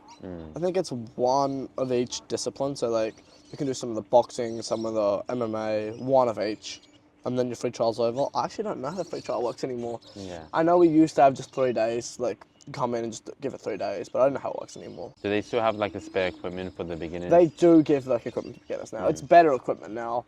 Not better, it's like they bought their own equipment. You know what I mean? They bought new equipment. So they're not just using all the old stuff. And obviously because all the adrenaline stuff was quite worn in, it wasn't like, it kind of felt like it wasn't great. Not that it wasn't, it's just like, it was worn in. Like, it was just kind of better. It was just like, it was, you know what I mean? Like, they bought a ton of fresh stuff. So right now it's really good, but obviously in like 2 or 3 years it's going to be exactly the same. And that's not a bad thing. And if you're using the gym equipment, like, obviously it's going to be used. It's kind of nice knowing that, like, if I ever forget something, I got like fresh gloves, instead of using like, the older stuff. But to be honest, in saying that, the older stuff's kind of better because older stuff, it's flexible. It works. Like, when I get new gloves, I wear them in really badly first because, they adapt better. They work. They're more comfortable. Fresh stuff's not comfortable. But like, it's just kind of like, they got new stuff now. They bought all their own stuff, so it's kind of cool. Yeah. Yeah. And the heavy bags are still the big ones. Yeah. Actually, they've been removing a couple of them. Like they used to have this water ball, and they removed that, and that's kind of upset me. Nothing against. I just like the water ball. You know what I mean? Yeah. It was just nice to hit. They removed that. They just got the heavy bags. They got a variety of bags now. They have like this little ball, not a speed bag, but the little ball. I don't know what it's called. I don't know actually. There's a couple of bags, like the ones that come up a little bit, go out, so you can land like uppercuts and stuff. Yeah. Like they thin out, then come out a little bit and thicken. Yeah, they've got a couple of different bags. Yeah, but for the most part, the heavy bags are still there. The big Fairtex ones. Have they renovated much of the other parts of it? Not a whole heap. I think they redid the mats. They obviously took all the adrenaline stuff down, like they took the bird off the wall. They took the name, they took all the adrenaline off the wall because it's not adrenaline anymore. But they just moved things, they reorganized it a little bit. But it's pretty similar. They just changed it a little bit. It's pretty cool. I think I don't know if they still are, but I know they had some things planned that I don't know if they're still are, so I'm not going to talk about it too much. But it looks like it's pretty cool, like what they got going on. Yeah. It's very similar though. And so on the renovation side of things, I think it's more just taking down all the old adrenaline stuff and either replacing it with white or replacing it with integrate. Right, yeah. You know, because it's not adrenaline. Yeah, true. Yeah. All right now we're doing a little bonus segment, I guess. Bonus fun segment. So I brought some of my older kind of mitts. And then we can maybe run down some basics, like basic punches and maybe even basic kick. Beautiful. If you're willing to do it. I'm happy to. I don't mind. I think we actually do it on this side now. Yeah, of course. Well, yeah. So I'm doing a bit of a tutorial. Yeah, a bit of a tutorial, right? So the first thing we're going to learn is a jab. And the jab is obviously, I see a lot of people, they do all sorts of silly stuff with it. You just start with your hands up, keep your fist, when you punch, keep your fist closed. You want to hit with those two knuckles. You don't want to hit with all this other stuff. A lot of people, they drop their hand when they jab. We don't want to do that. We want to keep the hand up, the right hand up. Just extend your arm. My old coach told me, when you flick your friend with the towel, you flick it. Keep both your feet planted. I have a bad habit of stepping. Don't step. Flick it. Bring your shoulder back a little bit. You want to bring your right shoulder back and a little down sometimes, I guess. And just, you want to make sure you hit with these two knuckles. And jab's about speed. Jab's not about, hurting somebody. A lot of people that come to the gym, they try and really, load up on their jab. You don't really want to do that, You just want to, just flick. It's kind of just to, keep someone at distance, They come and you jab them. You set yourself up with a jab. I think Andrew Tate said it quite nicely. He was saying, it's kind of like an assault rifle. You're kind of just feeling people out, setting shit up with your jab. And then obviously you've got the right hand, which is the power shot. You're gonna rotate your shoulders, keep your feet planted, and hit the right hand. You gotta keep your wrist nice and straight. You don't want to bend your wrist. That's how you break your wrist or do bad damage, which I found out the hard way. You want to You hit your jab, then you follow up with the right hand. Hold them a little closer together. So you hit the jab, you follow up with the right hand. You know, you rotate your shoulders. You don't want to like, other people just piss it at with their arm. They do that. They do all this kind of stupid stuff with their right hand. They throw their body into it. We're not doing any of that. We're just gonna hit the jab and just, you know, with the right. Just rotate the shoulders. Keep both your feet planted. Just like, you know, bring the left shoulder back, right shoulder forward. Head down, left hand up. A lot of people, they start doing this stuff and like dropping their hands. We don't do that. We keep the hands up nice and high. Boom, boom. You know, like, I've not got perfect technique, but I can, you know, I know I want to. Yeah. So you got that boom, boom. And I think it's quite important. Me personally, I like to make a little noise, bit of an oos. So, you know, you go like oos, oos. It's a little something. I think that's quite important. I think it helps, you know, just, and being disciplined, it's just kind of simple. Don't overdo it. A lot of people do too much of their movements. They're like doing this and like fuck all of that, you know, just like especially 1, on 2. street beef. Yeah, in street beef, you see these idiots doing all this kind of stuff. Just keep it simple, just with a 1, 2, you know. In MMA, you can leave your hands open until like, you can kind of close your hand as it comes. In boxing, that doesn't matter. In MMA, I think you see a lot of guys, they're not walking around like this. They're kind of like fighting with their hands open, and then they kind of close as they come in, you know, just like, boom, boom. Yeah, just, it's kind of the basic 1, 2. Yeah. Now, what about a 3-4? A 3-4? Which is a... So, a left hook. Right so, hook. the right hook's not always a 4, but the left hook, you know, it's quite, this is something a lot of people get wrong. They bend their wrist like that. Like, they go like that, or they hit like that.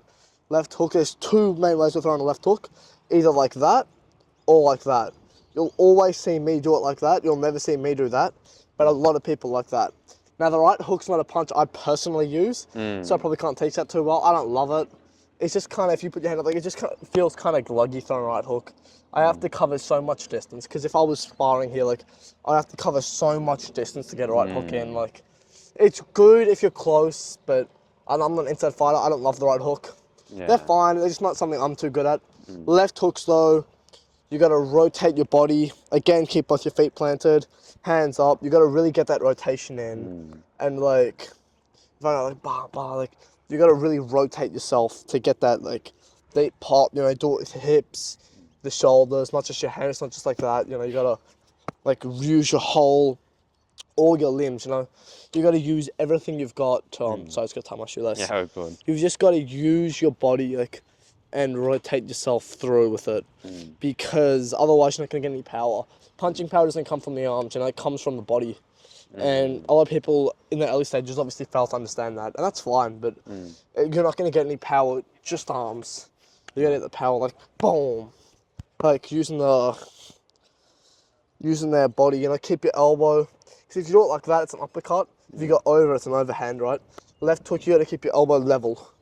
Like my coach tells me, like the horizon, you know, like straight. Not like that, not like that, straight. You can't really see my arm if you're looking level, you know. Boom. Kind of just like that, you know. Like, you can kind of throw a left hook to start a combo as well. I don't too much. Like, I go jab, left hook. Something I do quite a lot. But yeah, you got the boom, boom. That's something that's quite good. That's the left hook. Right hook I can't teach too well, but those are the 2. Those are the left hook. Now, there's also like a 6 and a 7 on a, yeah, like kind of like I don't know all the numbers. What body reps? Yeah, like a body shot. So for a body shot, just hold it like that. Yeah, like that. So for a body shot, a little higher. Body shots, you want to shovel up. I've had like just go actually just like that. Just leave that there, just like that. So for a body shot, you know, they're kind of hard to set up bare. They usually come off a combo. But I throw them a little, like whatever. Body shot, you got to shovel up and rotate your body. It's kind of scary throwing a body shot in a fight because, like, you feel really open doing all this. Yeah. But, you know, you got to, if you just go like that, you know, you're not going to get any power. Again, you got to rotate. I've not got perfect body shot technique just yet, but you got to rotate up and, like, dig, because you want to dig under, like, here and hit that, like, little meat, you know, the little soft part. Is that where the liver is? The liver is, yeah, the liver's like here. Yeah. And that's where you want to be hitting, right? That's where the lights out is. And then the right side's more of the same. You know, the right side's kind of just like, you know, the right side's really the same sort of deal, where you're like shoveling up and like got under. Again, much better off like a combo, like a jab. You slip off like up. Yeah. That's where it works a lot better. But you're not going to see me hitting the right side to the body too much. Like, I'm more like, I don't know, left body shots are great though. You hit a lot of those. If you like them, you hit them a lot. You know, like you get the good boom, like under and up. Yeah. And I've had a few different things taught to me about the body shots, but that's kind of the basics of it. There's obviously, it's a sport. We can go into so much detail about every little thing. And I've got to make sure I don't go on for 30 minutes about everything. But yeah. Okay. And then I want to finish off with like the kicks. So like roundhouse kick. A roundhouse kick. Not sure if do you it can on do the other side because I can't be stuff switching. Stand with your other foot forward for this one. So a roundhouse kick. The important part, I'm wearing jeans so you can't see. You got to twist. I'll step back so you can see them both my toes. You got to come onto your toes and twist out like that, because that's how you're going to get the kick hard. So if you go back, hold it like that. So if you go back, what you're going to do is you're going to open up your hips, keep this hand up, bring your knee up and kick like that. Hold it here. Up here, all right. I'll kick it. You bring your knee up and turn in like that. Like up, boom, you know, like. Yeah. You also don't want to show it too much and like this big step, and except it doesn't work. Or like the arm swing back. The arm swing back's important. Okay. But like that's kind of how you do it. You know what I mean? You go like, boom. You don't want too much. You don't want to like. You see a lot of people. I used to do it as well. I bring my arm up first and do that. That's kind of obvious. It's kind of a sport you want to do as little as possible and get as most out of it. Yeah. You don't want to show too much, right? Like, you want to show as little as possible. Like, boom. Right? Like, it's really important where you land. You don't want to land too high up your shin. I land my kicks about from like where the start of like my foot and the shin is, around that kind of like curve, like maybe a little higher up. Yeah. Like, yeah, I don't know.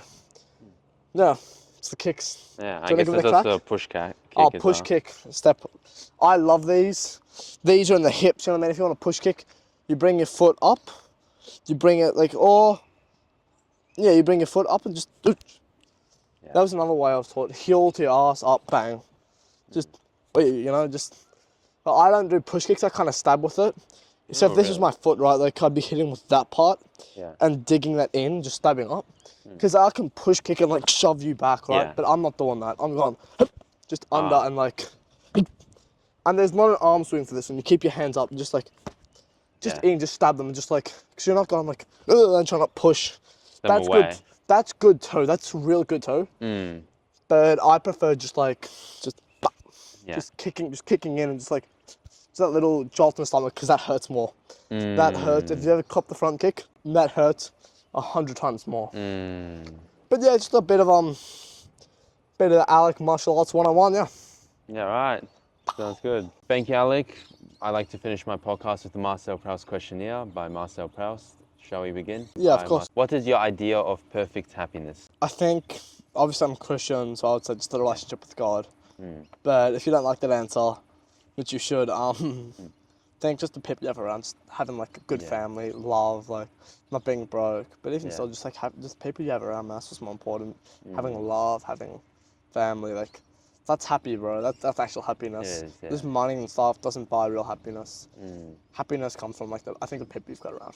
Yeah, and it's always good to have that extra hope of like a higher power or like something positive, because like with the recent Epstein files and all of that, and you find out the people running the world and all this like crazy stuff. It's nice to believe. It's nice to believe in something. So yeah, it's nice to believe in it good. What is your greatest fear? I could give some deep philosophical answer. You could. Spiders, but also obviously just I think just like ending up alone. You know what I mean? Like I think that's scarier than a thing. Like dying, I had no one around me. No wife, no kids, nothing. Failed MMA, deject fighter, can't take care of myself properly. Nothing going on, you know what I mean? No family, nothing. I'm just a failed fighter with just brain damage. It's probably my worst fear in life. It's not doing it. Yeah. But it's not going to happen. What is the trait you most deplore in yourself, which is strong disapproval? I get jealous. I can be quite jealous as a person.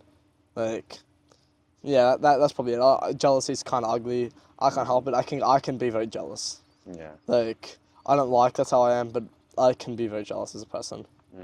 What is the trait you most deplore in others? Probably just like judginess. Just when people just judge you for people they don't meet, they don't know that well. You know what I mean? When you judge someone just off like small stuff, I think that's just gross. Yeah. That's what I hate. Yeah. Which living person do you most admire?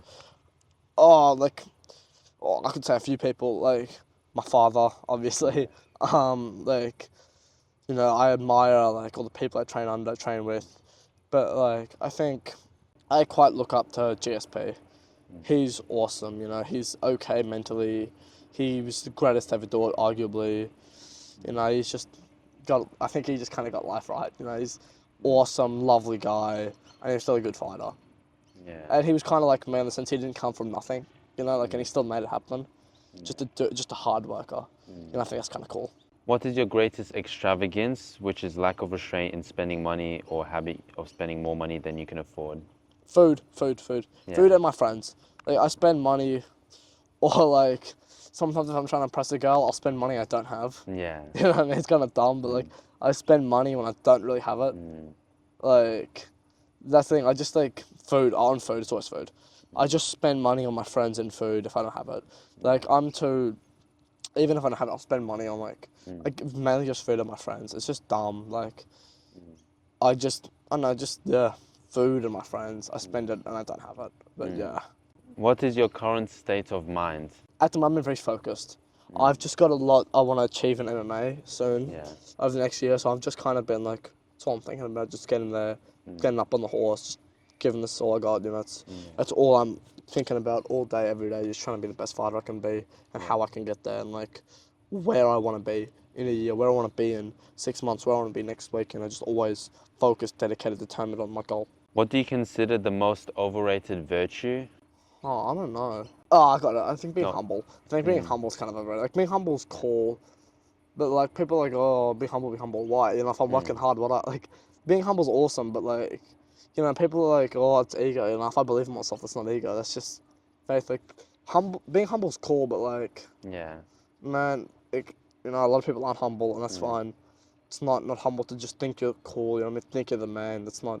So what if I think I'm the man? You know, like, being humble's fine, but like, you know, if I think I'm the man, why is that a bad thing? You know, it's not bad. You know, it's like, I get it's cool. It's probably like, everyone probably likes it, but like, being humble's kind of overrated. Yeah, like how are you going to become it if you don't believe it? Yeah, you're going to become anybody if you don't believe you're that great. You have to fake You it till can you tell make it. people, like, you can fake humbleness. That's the thing, like, I think a lot of people are pretending to be more humble than they are. Yeah.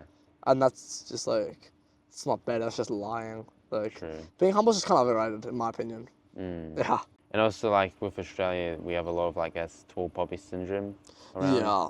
And I think a lot of the push for being more humble is a lot of people just kind of pushing down on those dreams. They in a don't, way. yeah, they don't want to hear that someone's actually, like, believes they're doing well because they don't believe it and they don't want to, it's just like, yeah, it's just too much tall poppy syndrome in this country. There's so much of it, and it's from people who do nothing. And, like, no one wants to hear it, you know what I mean? Just, like, just keep that to yourself, you know?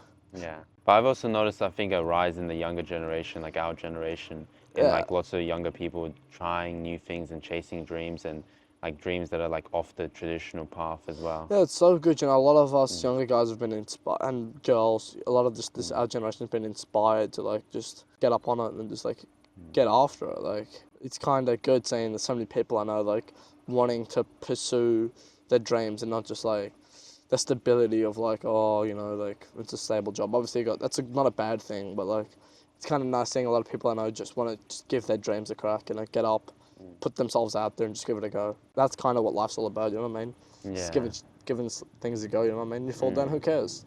You're in the exact same place you were 6 months ago. You just gave something a crack. Yeah. You know, that's what I think. And at the end of the day, in like 100 years, you're probably going to be dead. Exactly. All of the stuff you earned, all of your houses, cars, whatever, like they're just going to be gone. Exactly. Not mean Like, in anything. 200 years, nothing will matter. You know what I mean? So why are we bugging about like, oh, this person's gonna think that of me? I'm scared of this, scared of that. You know, there's not. I think fear is not worth giving up on your dreams. You know what I mean? It's not worth like fear isn't worth giving up on your dreams for. You know, like just because you're scared, is that worth giving up on your dreams? For me, that's a no. I think some people would say no, but to them it's a yes. But like, is being scared really worth walking away? You know, like to me, no. You know what I mean? But guess everyone's got a different answer to that question. And the best decisions you make in your life are usually behind fear. Behind fear and behind Usually risks. like starting something new, stopping bad habits, you know, talking to that girl, like a lot of it goes down to fear. And the only way you're going to get to that better life or dream life of yours is to overcome it. Like you said a lot, you hear it a lot, no risk, no reward. And I think the more you put yourself out there and risk things, you realize how true that is, and it couldn't be more true. Like nothing is gonna happen on its own. Nothing's gonna just happen. You know, like for me, you know, I can't be a fighter without putting myself in obviously a very high risk situation. You know, you can't do anything with no risk. Nothing worth substance can happen from no risk. Like, you know, if it was easy and not dangerous, everyone would have it. Then you wouldn't want it anymore. You know, the things that are desirable are the things that you have to put yourself out there and take a risk for. Yeah. On what occasions do you lie? A lie? I lie. I've got a bit of a, not a lying problem, but I lie probably a little too much. Usually, I used to lie a lot in school when I was in trouble. Just sometimes, it just depends, man. I lie sometimes when, if I'm lying for a friend, you know what I mean? Like, I've had to lie for my friends a couple times. If I'm covering for someone, if I've done something that I kind of don't want to own up to doing, I've probably lied. It's not very mature. I'm trying to cut it out. But again, probably just like to get out of shit. Sometimes if I really don't want to get into shit, I'll lie to get out of it. That's what I do. I've done it a couple times. Lie to get out of shit. That's probably the most I lie for. And I shouldn't be like that, but that's probably to get out of trouble, to get out of like a situation I don't want to be in. It's the most. That's probably the highest percentage. Yeah. What do you most dislike about your appearance? Probably I reckon like my teeth aren't the best. I probably should have got braces, but the only reason I didn't get braces is because right before I found out I should get braces, I had got like a dentist mouth guard made for my mouth, and that was like $400 to get done. And I thought, well, I don't want to spend that $400 for a long time. Like I don't want to spend it again after I get this mouth guard done. And this is like, 'cause if I get braces, you know, that mouth guard's immediately like that money's gone to like it's just dead money. So it made me it gave me an aversion to it and just kind of made me like hesitant to get braces. And I kind of regret it because I got these two teeth here that stick out a little bit. Other than that, not really. I kind of like my appearance. You know, I'm pretty proud of my appearance. I think I look all right. Yeah, I don't know. Has the teeth ever like, I guess, a restriction or impact when you got hit in the face? Oh, no. Like, again, even with my smile, I don't really care about it. Like, I still think it's fine. Yeah. If you had to say, like, if I had to pick one thing, it would be like, I guess it's that. The teeth's not really a problem, you know. I don't think it's that bad either. Like, I don't really care too much. But, yeah, nothing too much about my appearance. But, like, that's probably the one thing I would maybe say. But, no, it hasn't been a problem with my training. That all doesn't matter. But I would have got it. If it was going to fix my training, I would have got it done immediately. Like, that's the thing. Like, that's, like, the one small thing I have a problem with. Yeah. Which living person do you most despise? Despise? Yeah. There's people, I know I can't really talk about what they've done to me. There's a few people, like, from my, like, circle of, like, community, that there's one dude I really can't stand. I can't really talk about why. You know, if you know me super well, you probably know why I want to, like, don't like him. But, like, on a bigger scale, I guess just, like, I don't know, probably just all pedophiles. All of them, you know, like, Diddy's, no, I don't really despise anybody. I guess, like, if I think about it, Epstein's dead, isn't he? Maybe, allegedly. Is Epstein dead? Okay, allegedly. If Epstein's not The dead... camera stopped working, but like, which allegedly. he isn't. Epstein, I guess is like... I don't know, just people like... There's no one that comes to mind. There's no one that comes to mind. I'm like, man, fuck that dude. Yeah. But... And sometimes the burden of hating someone is too heavy to It's draining, hold. you know what I mean? Like, like all the answers most people would give, like, I don't despise them enough to say I despise them the most solely because they haven't done anything to me personally. There's a few people out there that I hate, but like I can't really get into why right now. Yeah, of course. But there's like maybe 4 or 5 people that like come to mind. I just can't really like, it's kind of just like not for me to say. Yeah. And at some point you just stick to your grind and eventually go to a At level some that point, you're just way above them. It's just like they usually. become irrelevant in my life and they're not worth. I mean, I don't think it's worth energy to despise people unless they've done something to you personally that you really need to get back. You know what I mean? Like, it's not worth it to despise people for no reason. Why? You know what I mean? Why? For what purpose? Just to. It just zaps energy. Hate just zaps energy. There's no need to hate anybody. And anger is just self-destructive anyway. Yeah, it's actually just self-destructive. Like, nothing good comes off like despising someone with your whole existence. Like, it's better to just like, wait, okay, if it's not affecting me, why am I gonna hate you? You know what I mean? Just be happy. There's sometimes it's worth it, but like for the most part, I think I find in my life it's just better to just not worry about it. You know, unaffected, don't worry. Yeah. When it affects me, I'll worry about it. But right now, man, just like, it's over there, I'm over here. Yeah. You stay over there, we're good. Yeah. What is the quality you most like in a man? Courage. Courage. I'm gentleness. I think a man, control of his emotions, courage. A man, right? Not a woman. Yeah, the first one's man. Yeah. Courage, gentleness. I think dudes should just be able to. I think it's important for dudes to have control over their emotions and be brave, be courageous. You know, like be able to like again, maybe just those two, just control of their emotions, courage, and being able to be gentle without weak.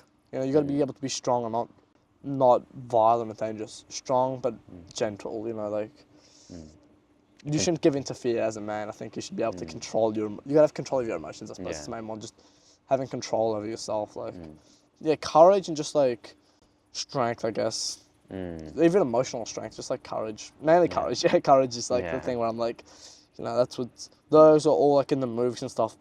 The dudes I always looked up to were the ones that were brave. And I think for most young boys, it was kind of the same. The dudes that like, even when they were scared, they just put, sometimes you just like, in MMA, obviously, I say, like, just bite your mouth, kind of get through it, you know what I mean? Yeah. Sometimes you just got to, like, clench your jaw, say, all right, it's going to suck, but I'm doing it. I'm scared, but I'm going to do it. I think that's always the thing I've looked up to when someone does something, even when it's scary. Yeah. That's always made me, those always been the people I look up to, the ones that are brave. What is the quality you most like in a woman? Kindness. Yeah. Like, I mean, like, obviously, like, I want my wife to be quite kind, caring, loyalty, I suppose. Like... Again, I think it's kind of just like being brave as well. It's just like I just think it's a very admirable quality in people. Being and just kind of the same as men. I mean, control over themselves. You know what I mean? Like control over emotion, control over like just being kind. I guess the same with dude as well. Kindness, I suppose. But like, I guess for men and women as well, generosity. That's an important one. Being generous, being kind, being loyal. Those are kind of qualities that you seek in people. Yeah. Which words or phrases do you most overuse? Overuse? Oh, I can't say something on this podcast. I say shut up a lot. I say shut up a lot. I don't know. I probably don't realise I'm saying half of them. I actually can't think of any I overuse. There's totally a ton. Like, if you ask my friends, I'd have a list of things I say way too much. But I can't think of any right now that are coming to mind that I can say on this podcast. Yeah. What or who is the greatest love of your life? Well, I'm obviously single, so it's not a girl. I don't really have a greatest love of my life. MMA? Not romantically, you know what I mean? Like, yeah, I have a couple friends that mean a lot to me. I don't really have a love of my life that I would say, like, that's like the love of my life, you know what I mean? Like, I love this person. Like, I don't know, there's not really anyone that I'm like, that's the greatest love I've ever had for anything. I love this thing more than anything. I love MMA the most, I guess. That's the thing, it's like... That could be your what? It's just the greatest passion, greatest love of, like, I love that more than I loved everything else, you know what I mean? Yeah. More than most people. Yeah. When and where were you happiest? Oh, I'm my happiest.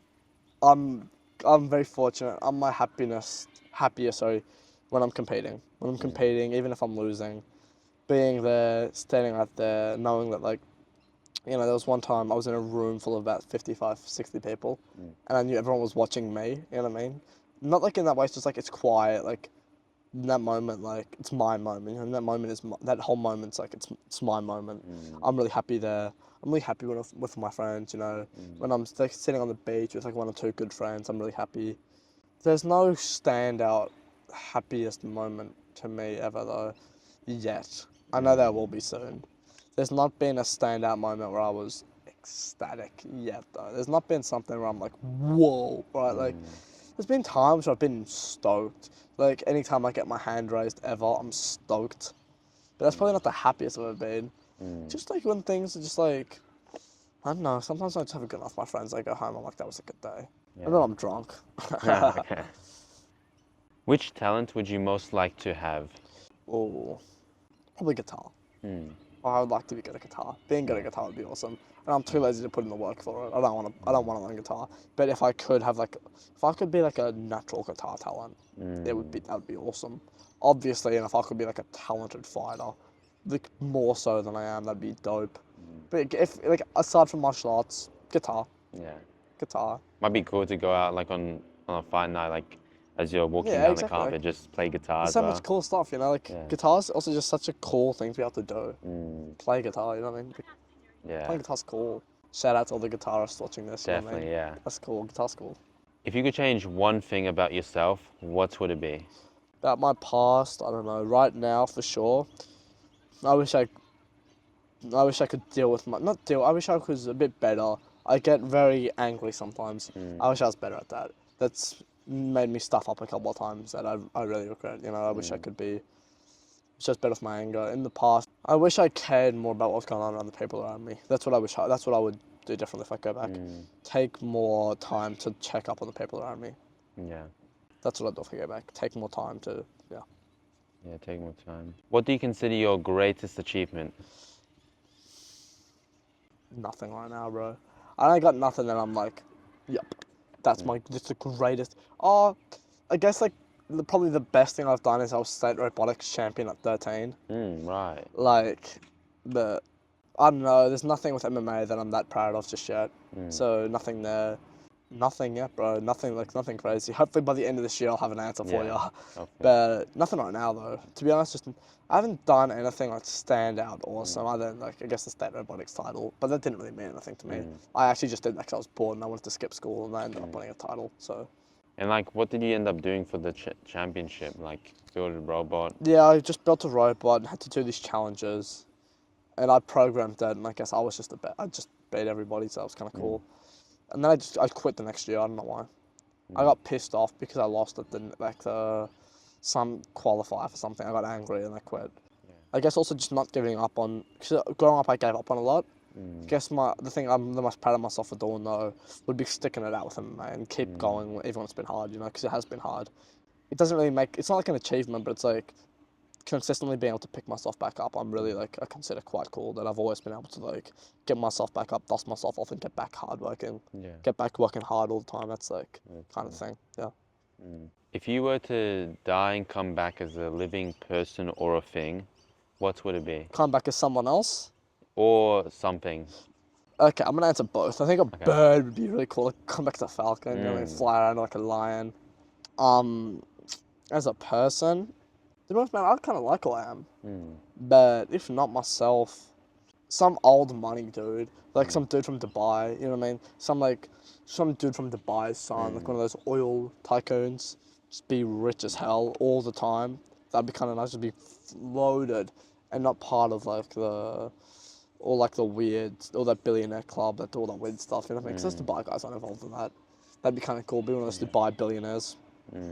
Yeah. Some people would argue that when you're born into such wealth, you kind of lose meaning in life or you become depressed in a way. Well, I think, because I think everyone has their own struggles in life. I think to us, we don't really get the kind of meaning. But I think they probably have a whole different set of things they want to chase after. Because for us, I think the common goal for most households is providing and making money. For them, they've probably got more interesting, a whole different way of life, you know what I mean? I think it'd be kind of cool to say that. Yeah, but be rich as hell, never have to work, drive cool cars, live on islands, you know what I mean? That for sure. Build huge skyscrapers. Yeah, build skyscrapers for no reason because I'm bored. You know, that'd be kind of cool. Walk around in those Arab clothes that I really want a pair of. Yeah. set of whatever. Mm. Just Arabic robes are awesome. Yeah. Yeah. Where would you most like to live? Pretty happy in Australia. I think Yeah. I'd love, when I'm older, I would love to move. Once I retire from MMA, I would love to move to Greece. Mm.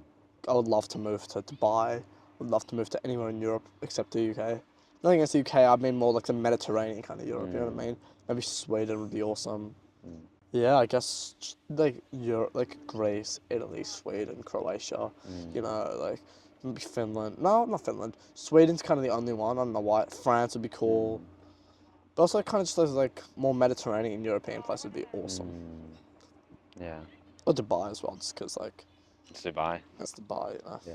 What is your most treasured possession? This photo I have Mm. of me and my friend. This friend of mine has passed away, unfortunately. But this photo of me and him. Yeah. Yeah. What do you regard as the lowest depth of misery? Last death of misery. Complete loneliness. Mm. Being completely alone in life. Going home to well, being homeless is probably up there as well. I think coming home from like coming out from a job where no one cares about you at all to a house that's completely empty. It's just you. Like it's actually just you. And if you stop showing up, no one's gonna notice.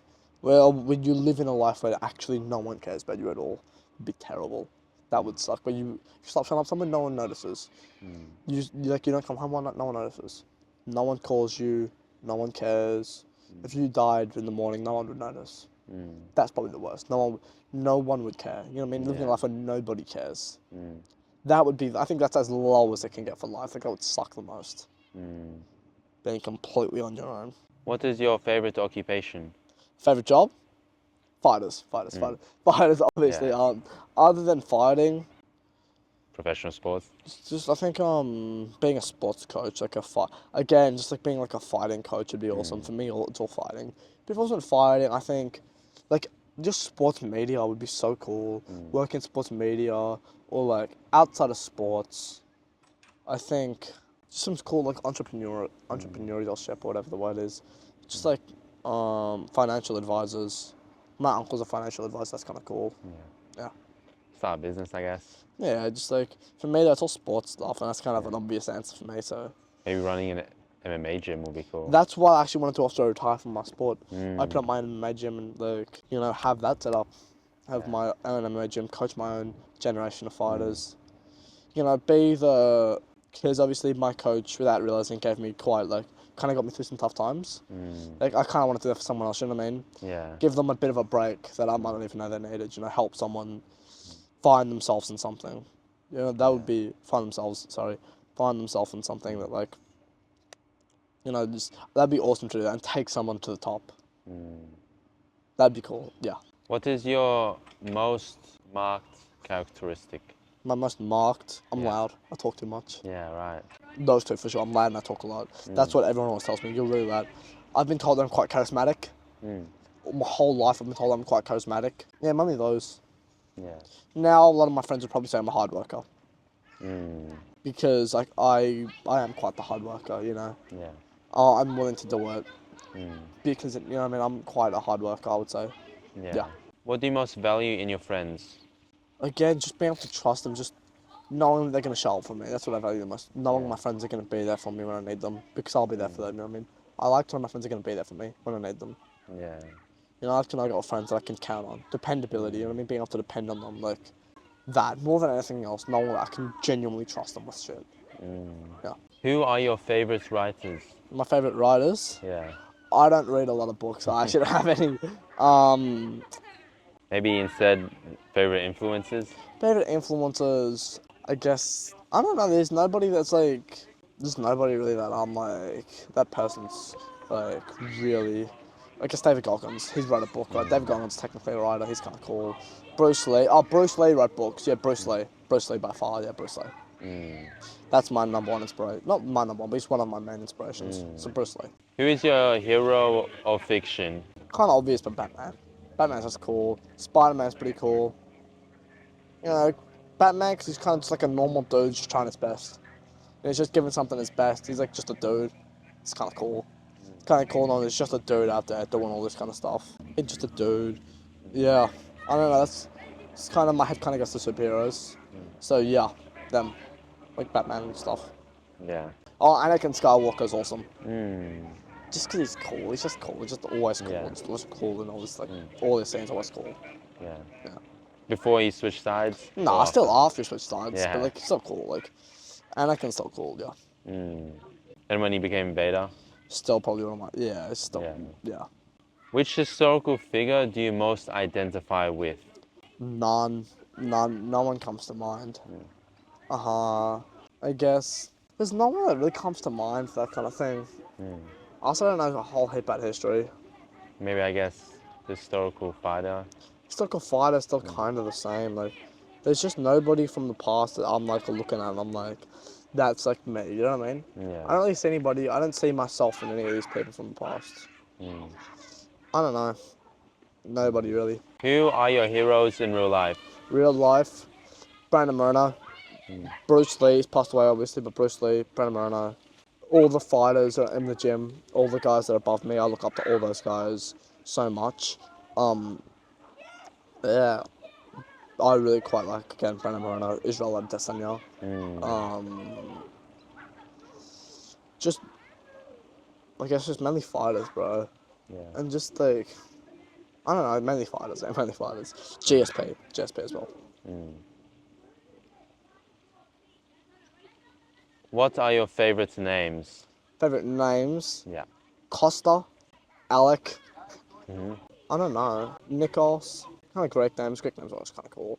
Most Greek names are dope. You know what I mean? You got a ton of cool Greek names. Yeah. What is it that you most dislike? In life, Yeah. spiders. They're gross. They're scary. Spiders. Specific ones over other ones? Spiders. All spiders. All spiders. Yeah. I hate spiders. Hate them. You want to mess with me?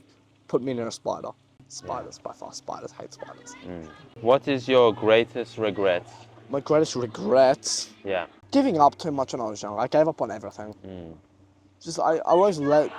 Just like, I don't have any massive regrets. Just a lot of small regrets. Just not giving anything my best. I never gave anything my best. Trying to rush the process all the time. Yeah. Right. How would you like to die? In my sleep or fighting. Yeah, in my sleep or fighting. I guess if you go out in the ring, you're kind of like going out. Doing not what I love, but it's just be kind of cool. Yeah. I don't know. Kind of like spoiler alert for Rocky 4. Kind of like Apollo Creed. It's kind of cool. You know what I mean? Yeah. Yeah. Thank you, Alec.